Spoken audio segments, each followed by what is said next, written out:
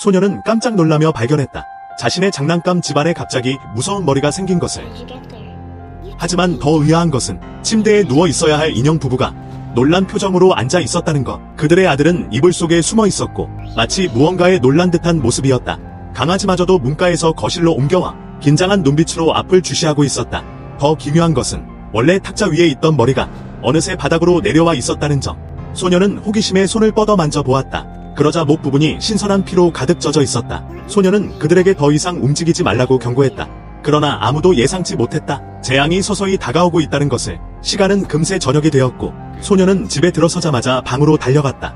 그리고 장난감 집을 열어보니 인형들의 위치가 또 바뀌어 있었다. 부부는 두려운 표정으로 소파 위에 있는 무서운 머리를 바라보고 있었고 강아지는 문 밖에 갇혀 있었다. 그녀는 황급히 소년을 찾았다. 그러자 소년은 문 뒤에 수목업에 질린 채 바깥을 보고 있었다. 더 기묘한 것은 눈을 깜빡이는 순간 인형 부부와 무서운 머리가 흔적도 없이 사라졌다는 사실.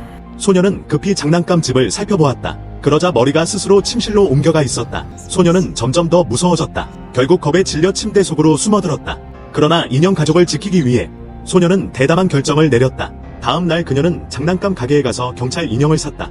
그리고 그것을 장난감 집에 두었다. 이 인형이 그들을 지켜주길 바랐다. 심지어 식사할 때도 특별히 기도를 했다. 그러나 밤이 되자 소녀는 끔찍한 장면을 목격했다.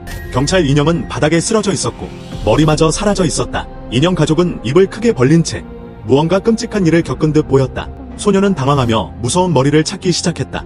그러자 그것이 거울 속에 숨어있는 것을 발견했다. 소녀는 독한 말을 남기고 이불 속으로 파고들었다.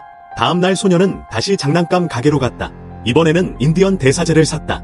이번에는 반드시 무서운 머리를 이길 수 있길 바라며. 그러나 깊은 밤 다시 장난감 집 앞에 섰을 때 인형 가족은 모두 같은 방향을 바라보고 있었다. 알고 보니 대사제가 의식을 하고 있었다. 소녀는 이번에는 확실하다고 생각했다. 그러나 기뻐하기도 전에 손전등 불빛이 몇 번 깜빡이더니 다시 보았을 때 대사제는 기묘한 자세로 멈춰 있었다. 소녀는 불길함을 느꼈다. 급히 다른 쪽을 확인하러 갔다. 그러자 대사제도 결국 당해버렸다. 그녀는 생각할 틈도 없이 몸을 돌렸다. 그러자 무서운 머리가 인형 가족 뒤에 숨어 있었다. 소녀의 비명은 엄마에게 들렸다. 혼날까 두려웠던 소녀는 급히 이불 속으로 숨어들었다. 엄마가 와서 왜 비명을 질렀냐고 묻자 소녀는 악몽을 꿨다고 거짓말했다. 엄마는 의심했지만 대수롭지 않게 여겼다.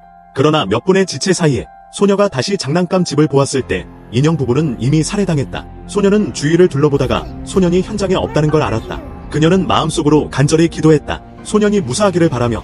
그러나 곰머리가 소년의 몸에 붙어있는 것을 발견하고 경악했다. 소녀는 머리를 던져버린 뒤 급히 이불 속으로 숨어들었다. 그리고